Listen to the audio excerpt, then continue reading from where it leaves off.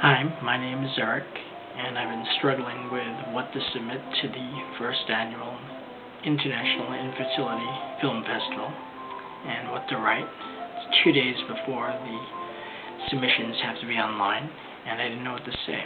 And then I realized I already had written what I wanted to say in a book dealing with donor conception called Behind Closed Doors, Moving Beyond Secrecy and Shame, an essay I submitted. I just want to read a couple of pages of the essay I wrote, talking about my fears as a DI dad. When the fears began, it was during my wife's first pregnancy that I began to worry about what using donor insemination really meant. That a third party who I didn't know was now directly responsible for my child's creation.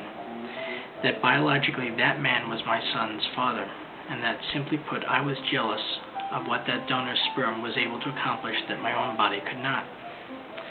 I will admit to some wild fears, including my son would instinctively know that I was an imposter. He would not want me to hold him from birth. Our families would always whisper in hushed voices that he was not really mine, and would smile politely at family gatherings. If my kids were to someday meet the donor, that they might decide he was the only daddy they wanted. Those are just a few of my fears. None of our friends or family knew the difficulties we were having trying to conceive. It was only after telling our parents of the pregnancy that we told them about using donor insemination. We still hadn't really thought through when or how we would tell our children at that time. There was only so much we could think about at once. But we did both agree that however we did it, that they would be told at an early stage. We read a few books to help us make that decision. I know some men struggle with the irrational fear that donor insemination is the equivalent of their wife being unfaithful to them, or that their wife, if given the chance, would run off with the father of their children, or at the very least fantasize about the donor, or the concern that he won't be able to love a child that does not feel like his, or the worry that the wife will see the child as more hers than his, or the fear that the wife will simply see him as less of a man because he didn't impregnate her. But to be honest, my thoughts were too focused on the possibility that my children would reject me. I had read in the few books available that someday a teenager would rebel and yell, "You aren't my real father." That I knew I would get hurt over, hurtful as it might seem at the time, but I knew that any father of a teenager gets something like that. I expected it. What I'm really afraid of is that my teenager will run away from home to find their real dad. Sure, over time they will love me as their dad, but knowing that the decision to use DI could inflict such feelings of loss scares the hell out of me, more than anything else. I don't regret choosing DI. It was my choice, that and my wife's, not the children's, and this is my greatest fear. To help me work through these fears, I started a blog, and I'm also a moderator of a group of DI dads. As a result of that work, I was invited to a conference in Toronto back in October 2005. Little did I know that attending that seminar would lead to my greatest fear, that I had unintentionally hurt my children. I never contemplated that. At the conference, I met several adults who were conceived from donor insemination. I began to see how DI is a one-sided answer to the pain of infertile adults like myself, but does not take into account the eventual emotional needs of the donor-conceived child. I learned by listening that by using DI, my wife and I had in effect intentionally cut off our children from the genetic and ethnic past. We had cut them off from one half of their identity. The individuals I met varied in age, were affected in different degrees by the choices their parents had made to conceive them. The emotional pain evoked by some of these individuals was almost overwhelming for me to experience.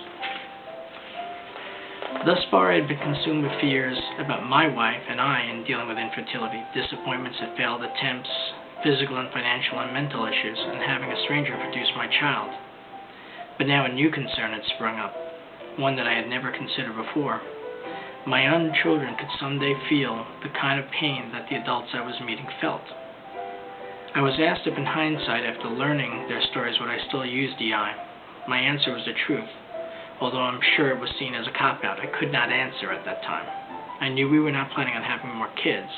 I had a much larger bounty of information about the donor we used than did the families of most of these individuals. We had medical health bios, toddler picture, voice recording of him, picture of him as a child, toddler, The people I heard from at the seminar had nothing, and the pain of that showed. My response was that perhaps my kids' experience would be different. Perhaps they would not share this loss as deeply. But I haven't shaken the things I learned that weekend. My biggest fears continue to be that despite all the information we do have, desire we put into conceiving, the thought we are given to telling them at a young age, will it be enough? Despite all of this, will they feel that terrible sense of loss and incompletion? Will they need answers we cannot give them?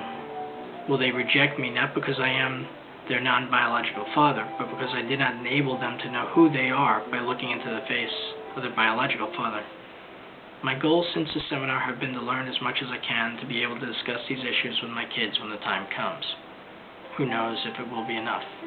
At the ages they're at now, 5 and 3, I can only guess.